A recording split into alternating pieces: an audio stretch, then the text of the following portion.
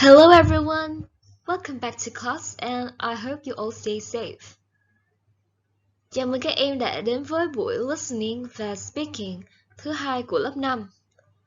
So, last lesson, we have gone through basic greetings as well as some basic vocab. Do you remember what are they?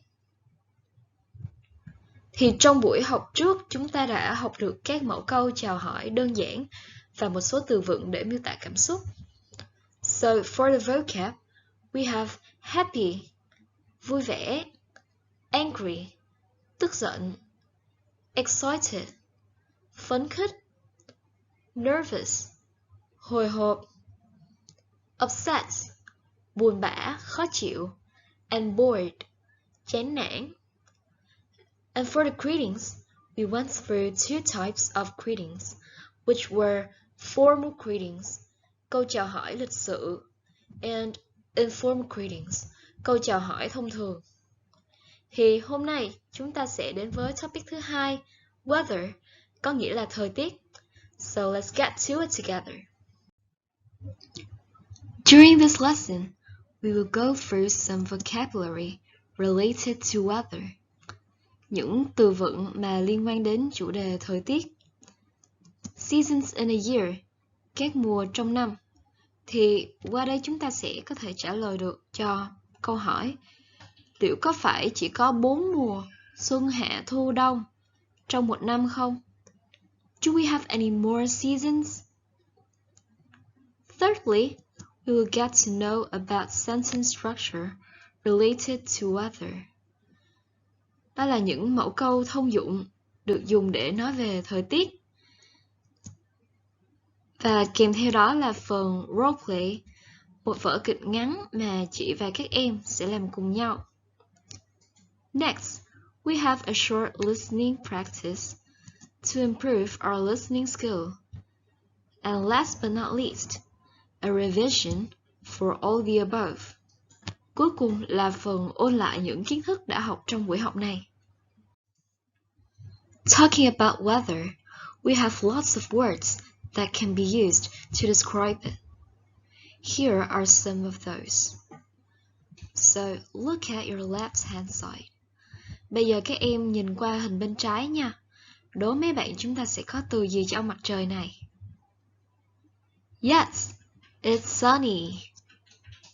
Trời nắng. And now let's look on the right. Do you see that sad cloud letting rain and lightning bolts, sấm chớp, down?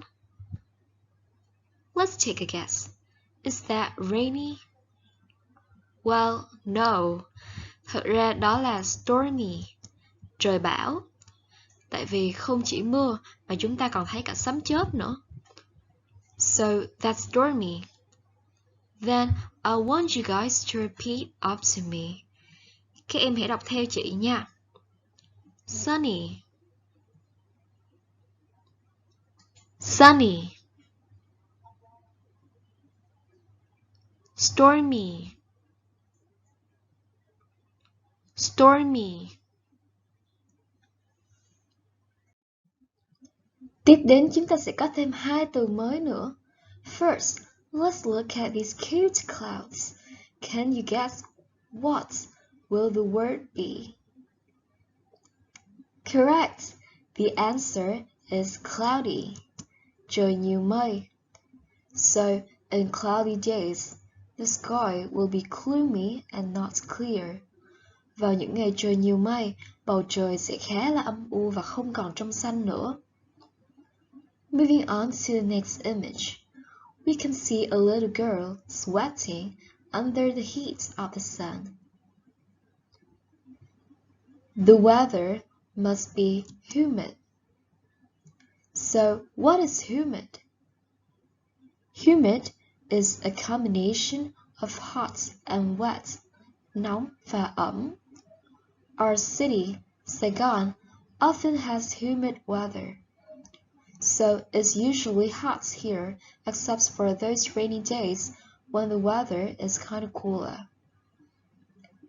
Ở Sài Gòn thì chúng ta sẽ thấy thời tiết thường nóng và ẩm, Trừ những ngày mưa khá là mát mẻ như hiện giờ thì thời tiết khá là khó chịu. Các em có đồng ý với chị không? Bây giờ chị muốn mọi người đọc theo chị nha. Cloudy, cloudy. Humid, humid. Moving on to seasons, some of you may know and some of you may not. Commonly, there are 4 seasons in a year. Spring, mùa xuân, when you have Tet holiday and the weather is kind of cool. Summer, mùa hè, when you don't have to go to school and you can travel or you can play anything you want. Autumn or fall là mùa thu, when the sky is clear and you have to go back to school. And finally, winter, mùa đông, when you have Christmas holiday and the weather is kind of cold. Thì trong tiếng Anh, mùa thu sẽ có 2 cách gọi, một là autumn, còn 2 là fall. Thì đó là tùy theo ý thích của các em, muốn sử dụng từ nào cũng được nha. So now, please repeat after me. Đọc theo chị nè. Spring, spring. Summer, summer. Autumn, autumn. Fall, fall. Winter, winter.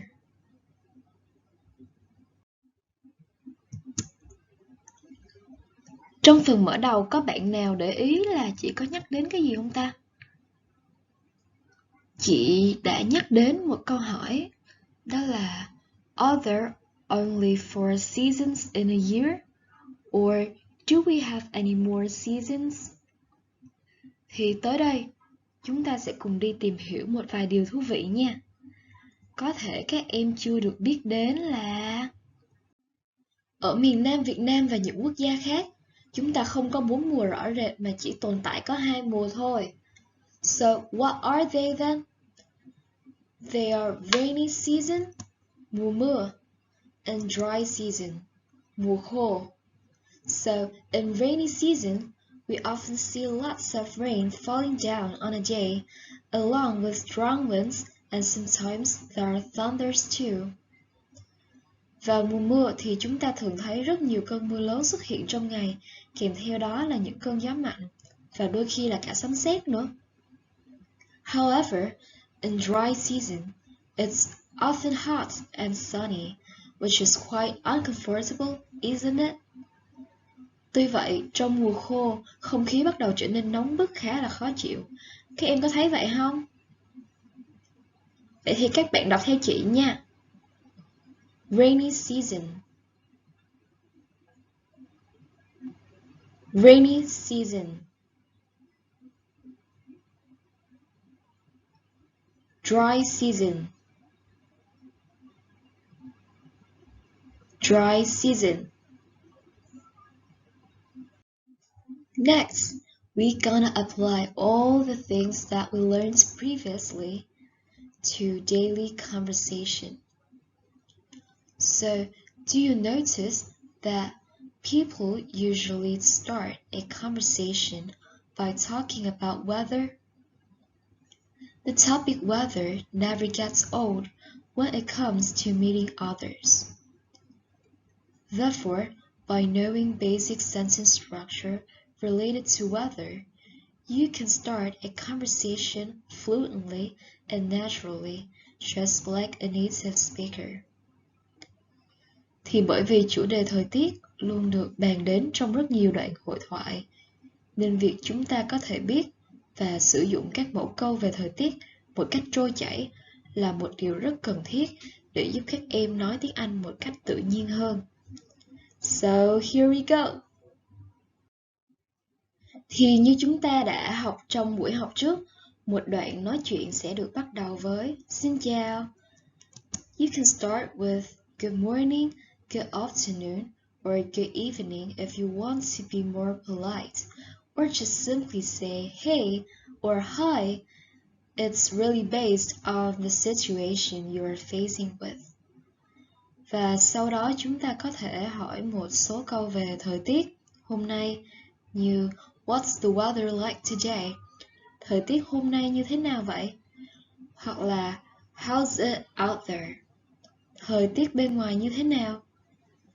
Nếu mà các em là người trả lời thì chúng ta sẽ trả lời như thế nào ta? You can use the weather is, thời tiết hôm nay, cộng với các tính từ chỉ thời tiết như nice, sunny, cloudy, humid, vân vân và vân vân. The weather is nice. The weather is sunny. The weather is cloudy. Hoặc nếu không bắt đầu bằng the weather is thì các em có thể xài it's cộng với tính từ chỉ thời tiết đã học. Như là it's nice, it's sunny, it's cloudy, it's humid. So now we will have a small role play to complete this session. I'll read through the script first as an example, and then we'll get things done together. Thì tới với phần đóng kịch này, chị sẽ đọc qua trước một lần để làm mẫu và make sure là các em phát âm đúng các từ ở trên đây, và sau đó chúng ta sẽ lần lượt đọc nha. Here we go. Hi Kate. Hey. What's the weather like in Hanoi in autumn? The weather is cool here. I can feel warm sunlight and light breeze in the atmosphere. Wow, that's awesome. It's still sunny and hot in Saigon. I hope it will get colder soon. Ok, bây giờ thì chúng ta sẽ đọc cùng nhau nào. Chị sẽ là James, còn các em sẽ đóng vai Kate nha. So let's read together. Hi Kate. What's the weather like in Hanoi in autumn?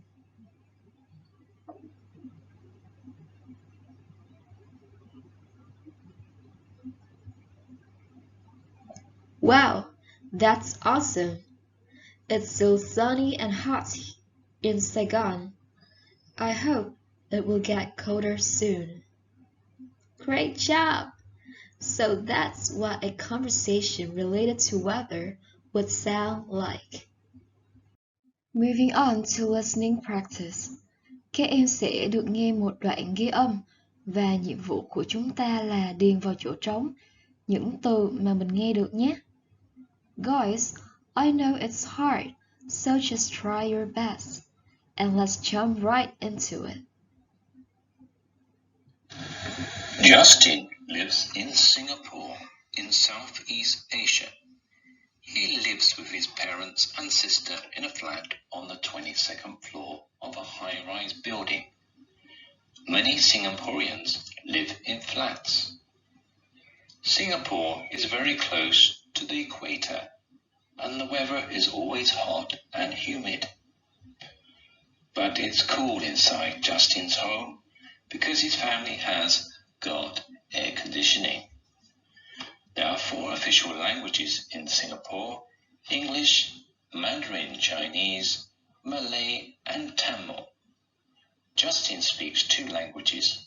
He speaks English at school and Mandarin at home with his parents. Justin's favorite food is noodles with meat and vegetables. Justin and his family don't eat with a knife and fork. They use chopsticks. Justin's favorite sports are tennis and basketball. So let's listen again. Justin lives in Singapore, in Southeast Asia. He lives with his parents and sister in a flat on the 22nd floor of a high-rise building. Many Singaporeans live in flats. Singapore is very close to the equator, and the weather is always hot and humid. But it's cool inside Justin's home because his family has got air conditioning. There are 4 official languages in Singapore: English, Mandarin Chinese, Malay, and Tamil. Justin speaks 2 languages. He speaks English at school and Mandarin at home with his parents. Justin's favorite food is noodles with meat and vegetables. Justin and his family don't eat with a knife and fork. They use chopsticks. Justin's favorite sports are tennis and basketball. So that's the end of the audio. Let's get the answers together. Thì ở câu số 1, where does Justin live? Justin lives in Singapore. Justin đang ở Singapore. Vậy thì sang câu số 2, Justin đang ở cùng với những ai ta? He lives with his parents and sister. Moving on to question number 3. What's the weather like in Singapore? Thời tiết ở Singapore như thế nào? Thì theo như những gì mình đã nghe được thì ở Singapore, thời tiết nóng và ẩm. The weather is always hot and humid. For question number 4, Justin speaks English at school. Ở trong trường thì Justin nói tiếng Anh. Sang câu thứ 5 thì các em có nhớ Justin thích ăn gì không ta? Yes, his favorite food is noodles with meat and vegetables. Mì sợi với thịt và rau củ. Và cuối cùng, what are his favorite sports? Justin's favorite sports are tennis and basketball. Tennis và bóng rổ. Vậy là chúng ta đã xong rồi nè. Okay, that's the end of our lesson today. So let's get a quick review before we say goodbye. In this topic too, we have gone through some vocab about weather. Những từ vựng chỉ thời tiết, like sunny, trời nắng, stormy, trời bão, cloudy, trời nhiều mây, and humid, thời tiết nóng ẩm. Secondly, we went through vocabs about seasons, các mùa trong một năm, namely spring, mùa xuân, summer, mùa hè, autumn or fall, mùa thu, and winter, mùa đông. And for some regions like the south of Vietnam, our city Saigon, and other countries, we have only 2 seasons, which are rainy season, mùa mưa, and dry season, mùa khô. Lastly, we got to learn basic conversation, asking and answering about weather. So when you ask, you can use what's the weather like today? Thời tiết hôm nay như thế nào? Or how's it out there? Bên ngoài như thế nào nhỉ? And to respond to those questions, you can say the weather is nice, the weather is sunny, cloudy, or it's nice, it's sunny, it's cloudy, it's humid, or anything you know, based on different situations. Yeah, so that's it. Thank you so much for your great attention. Don't forget to note the lesson down on your notebook so you can review it anytime, and please do the homework that we gave you online. Stay safe and hope we will meet each other offline soon. Bye!